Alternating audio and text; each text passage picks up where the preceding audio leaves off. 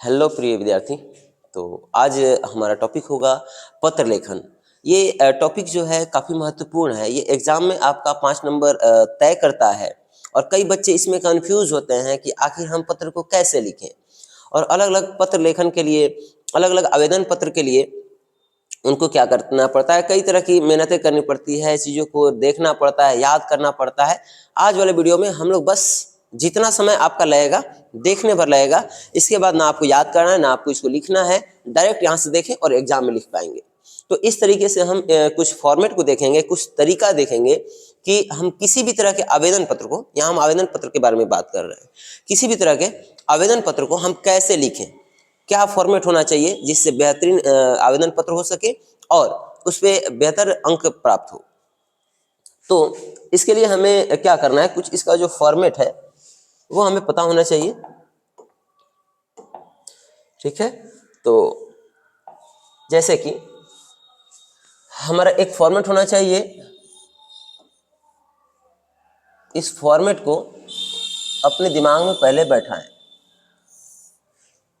ऐसा अगर लिखते हैं तो यकीन मानिए आपका एक भी अंक इसमें से नहीं काटा जाएगा। जनरली ऐसा हमने देखा है, महसूस किया है, और प्रतिवर्ष जो बच्चे यहाँ से जाते हैं, जिन्होंने बेहतर किया है, उनका भी ये रिव्यू रहा है। तो आपको जो है इसी फॉर्मेट में, जैसे कि यहाँ से ध्यान रखिएगा, हम यहाँ से कुछ अलग कलर से लाइन खींच देते हैं। जैसे कि यहाँ से आपको देखना है, ये जो है सेम लाइन में होना चाहिए, और यहाँ जो देख रहे हैं आप, ये भी सेम लाइन में होना चाहिए। ये ऐसे चिन्ह आपको खींचने की जरूरत नहीं है, ये बस हम खींच रहे हैं। कई बच्चे क्या होते हैं, यहाँ लिखे कुछ, यहाँ लिखे, फिर यहाँ लिखे कुछ, यहाँ लिखे, उनको पता ही नहीं है कि किस तरीके से लिखा जाए। वो सोचते हैं कि हम लिख तो रहे हैं सही, दिख क्यों नहीं रहा है सही। तो ये आपकी गलती नहीं है, आपने जो तरीका अपनाया है ना, वही गलत है। तो इस तरीका को देखिए, थोड़ी बारीकी से समझिए, और इसके बाद से ऐसी गलती करना आप बंद कर देंगे। तो क्या करना है, इस फॉर्मेट में लिखना है, फिर यहाँ से महाशय लिखना है, ठीक है, और फिर यहाँ से क्या करना है, निवेदन पूर्वक जो भी आप बात करना चाहते हैं वो यहाँ से इस फॉर्मेट में फिर से यहाँ आ करके और इस फॉर्मेट में आइए, और यहाँ से इस फॉर्मेट में अपने बात को खत्म कीजिए। यही आपका फॉर्मेट होना चाहिए। दो चिन्ह याद रखना है, शुरुआती वाला एकदम बराबर होना चाहिए और उसके बाद वाला एकदम बराबर होना चाहिए। अगर आप ऐसा लिखते हैं तो यकीन मानिए आपका पत्र जो है, जो आवेदन पत्र है, वो काफी बेहतरीन दिखेगा भी, और साथ ही साथ इस पे अंक नहीं कटेगा। और अब चलते हैं कि लिखना कैसे है। हम एक किसी आवेदन पत्र की बात नहीं कर रहे हैं, हम आवेदन पत्र के फॉर्मेट की बात कर रहे हैं। ये सीखें और बस क्वेश्चन डायरेक्ट आप बनाना शुरू कर देंगे। जैसे कि अगर किसी भी तरह के ऑफिस में आप लिख रहे हैं, किसी भी तरह का ऑफिस है, वहां अगर आप लिख रहे हैं तो सबसे पहले आपको लिखना चाहिए सेवा में, सेवा में, ठीक है, सेवा में। उसके बाद में यहाँ से क्या करना है, इस फॉर्मेट में वो जो भी ऑफिस है, जैसे हमने कहा ये फॉर्मेट, ये वाला कंप्लीट हुआ, ठीक है, ये वाला। अब आपको ये बॉक्स नहीं बनाने हैं, बॉक्स आपको बनाने नहीं है। फिर ये वाला जो फॉर्मेट है, इस तरह से यहाँ से शुरू करना है और इस फॉर्मेट में आना है। जैसे कि उस जिसके पास आप लिख रहे हैं उस संस्था और उस पर्सन का नाम, जैसे आप विद्यालय में लिख रहे हैं छुट्टी के लिए, तो आप लिखेंगे प्रधानाचार्य महोदय, प्रधानाचार्य महोदय, और यहाँ एड्रेस लिखेंगे। जो प्रधानाचार्य महोदय हैं, किस विद्यालय के हैं, किस विद्यालय के प्रधानाचार्य महोदय को आप ये पत्र लिखना चाह रहे हैं, आवेदन पत्र देना चाह रहे हैं, तो उस विद्यालय का आप यहाँ नाम लिख देंगे, राजकीय, प्राथमिक, जो भी है, जो भी विद्यालय का नाम है, जो भी आपके विद्यालय का नाम है यहाँ लिख देंगे, ठीक है।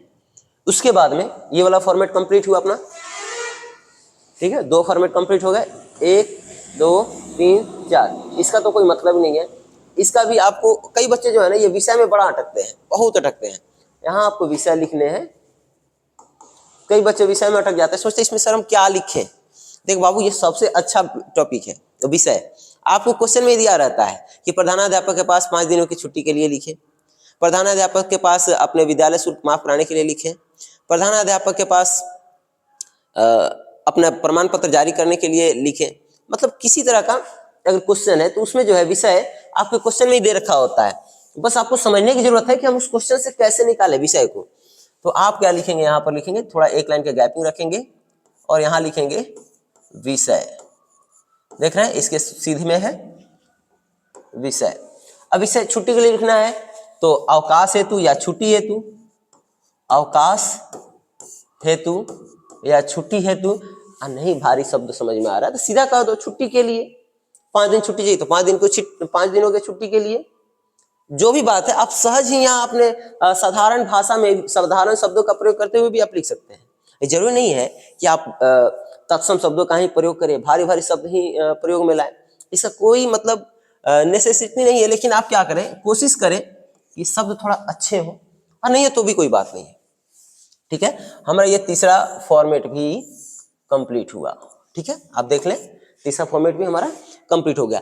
इसको तो मतलब बहुत ज्यादा दिमाग पे प्रेशर लेना ही नहीं है। क्वेश्चन में देखिए क्वेश्चन क्या कह रहा है उसके हिसाब से यहाँ लिख दीजिए। कोई भी एक छोटी से छोटी बात जिसे पढ़ के और पढ़ने वाला आसानी से और सहजता से समझ जाए कि आगे आप कौन सा बात कहे होंगे। कोई भी इस पर ध्यान नहीं देता है, ये विषय पर ही ध्यान देता है। अगर विषय में क्लैरिटी है तो समझिए कि आगे की चीजों को इग्नोर किया जाएगा और आपको उस पर ही बेहतर मार्क दे दिया जाएगा। लेकिन अगर आप ये किसी ऑफिस में भी देते हैं ना तो वो भी इन्हीं चीजों पर ज्यादा ध्यान देते हैं और उसके बाद ही आगे पढ़ते हैं अथवा नहीं पढ़ते हैं। तो विषय जो है एक महत्वपूर्ण इसका हिस्सा बन जाता है पत्र का, आवेदन पत्र का। ठीक है, फिर आपको क्या करना है, इसके सोच में यहाँ देखो हमने ये जो फॉर्मेट बनाया है, इसके सोच में यहाँ लिखना है महाशय या महोदय। ठीक है, महाशय या महोदय। ठीक है, फिर इसके यहाँ कॉर्नर से यहाँ से शुरू करना है, यहाँ से शुरू करना है और यहाँ से लिखना है सविनय निवेदन है कि, सविनय निवेदन है कि, या यह है कि, या निवेदन पूर्वक कहना है कि मैं अपना यहाँ नाम लिख देंगे, यहाँ क्रमांक लिख देंगे और हूँ कक्षा का नाम लिख देंगे। ठीक है, उसके बाद में कहेंगे जैसे कि एक कोई अगर आपको छुट्टी चाहिए तो उसके लिए कुछ बहाना चाहिए ना। अगर आपको कहीं जाना है मैरिज में या किसी भी तरह के ओकेजन में तो उसके लिए एक बहाना चाहिए, प्रॉपर बहाना होना चाहिए। तो आप यहाँ पर वो बहाना लिखेंगे कि मैं अपने भाई के शादी में दिनांक इतना से इतना तक विद्यालय आने में असमर्थ हूँ। ठीक है, इतना सहज ही लिख करके और इसको छोड़ देना, बहुत लेंदी नहीं करना है। यहाँ से लिखना है, जैसे कि यहाँ से अतः लिखना है, इसमें हमने एक फॉर्मेट छोड़ दिया है। यहाँ से आपको क्या करना है, अतः की शुरुआत करना है। तो आप यहाँ से क्या करेंगे, अतः लिखेंगे, अतः श्रीमान से आग्रह है। आप रिक्वेस्ट करना चाह रहे हैं ना तो आपको कहना होगा आग्रह है, रिक्वेस्ट है। तो आप कहेंगे आग्रह है, या विनम्र निवेदन भी कह सकते हैं। आप यहाँ पे आग्रह कर सकते हैं, विनम्र निवेदन कर सकते हैं, इस तरह के वर्ड का जो है आप इस्तेमाल कर सकते हैं। श्रीमान से विनम्र निवेदन है कि, आप यहाँ पे और भी अच्छे शब्दों का प्रयोग कर सकते हैं। अगर आपको इन भारी शब्दों से दिक्कत है, तत्सम शब्दों से दिक्कत है, तो आप सहज ये कर सकते हैं अतः श्रीमान से विनती है कि, या हालांकि इसमें इंग्लिश शब्द लगाना ठीक नहीं है, नहीं तो आप यहाँ रिक्वेस्ट भी जोड़ सकते थे। तो यहाँ पर रिक्वेस्ट वगैरह नहीं कहेंगे, हम हिंदी शब्दों का ही, सहज हो, भारी हो, तत्सम हो, तद्भव, कोई सा भी हो, हम यहाँ पर हिंदी शब्द का ही प्रयोग करके ऐसा दिखाएंगे कि हम उनसे जो है पोलाइटली बिहेव कर रहे हैं और आग्रह कर रहे हैं, विनती कर रहे हैं। और वहाँ यहाँ पर लिख देना है विनम्र निवेदन है कि मुझे जो भी 5 दिन 2 दिन की छुट्टी देने की कृपा प्रदान करें। इतना करने के बाद में आपको ये वाला फॉर्मेट कंप्लीट करना है। इसमें क्या करना है, इसमें बच्चे कंफ्यूज रहते हैं कि यहाँ हम क्या लिखें।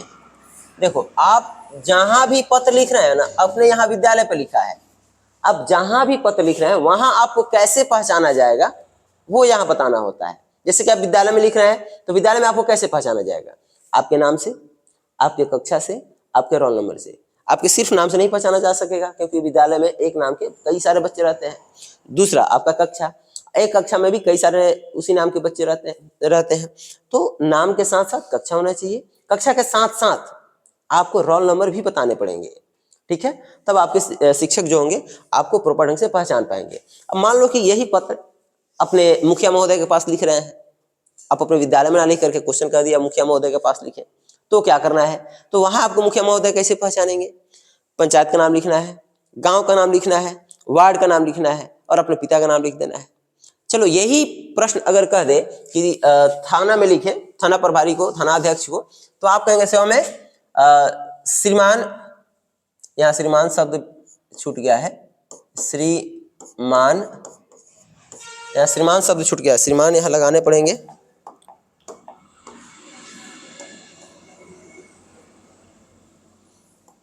यहाँ जो है ना श्रीमान शब्द लगाने पड़ेंगे, श्रीमान प्रधानाचार्य महोदय। तो यहाँ पर अगर थानाध्यक्ष को लिखना है तो श्रीमान थानाध्यक्ष महोदय कह देंगे, और थाना जहाँ है उसका एड्रेस लिखेंगे। विषय जो रहेगा क्वेश्चन में कहा जाएगा कि इस परियोजना से लिखो, तो वो वाला बात लिख देंगे। फिर ये वही रहेगा, सेम चीजें रहेंगी, ठीक है, सेम चीजें रहते जाएंगी। उसके बाद में आपको यहाँ ना अतः श्रीमान से निवेदन है कि, और यहाँ आपको थाना अध्यक्ष जो महोदय हैं कैसे पहचानेंगे। एक थाना क्षेत्र में कई तरह के कई पंचायत आते हैं, कई गांव आते हैं, तो आपको बताना है थानाध्यक्ष को बताते समय यहाँ आपको यहाँ बताना है आपका विश्वासी। थानाध्यक्ष के पास लिखेंगे तो आपका विश्वासी, ठीक है। अगर यही विद्यालय में लिख रहे हैं तो विश्वासी मत लिखिएगा, सर जी बड़ी मार मारेंगे, समझे। तो यहां आप लिखेंगे आपका आज्ञाकारी, अगर लड़का है तो आज्ञाकारी छात्र, और अगर लड़की है तो आज्ञाकारी छात्रा, या विद्यार्थी लिख दो, झंझट है खत्म। और यहाँ अपना नाम लिखना है, कक्षा लिखना है और रोल नंबर लिखना है, ठीक है। अगर आप यही चीज थानाध्यक्ष के पास थानाध्यक्ष वाला तो बता दिए हैं, आपका विश्वासी वहाँ नाम वगैरह लिखना है, तो जिस तरह के ऑफिस में लिखना होगा उस तरह से आपको एड्रेस बताने होंगे। बाकी सारी जो फॉर्मेट है सेम रहेंगी, ठीक है। उम्मीद करते हैं ये समझ में आया होगा। और एक और पत्र जो है हम आपको सहज से लिख के बता देते हैं।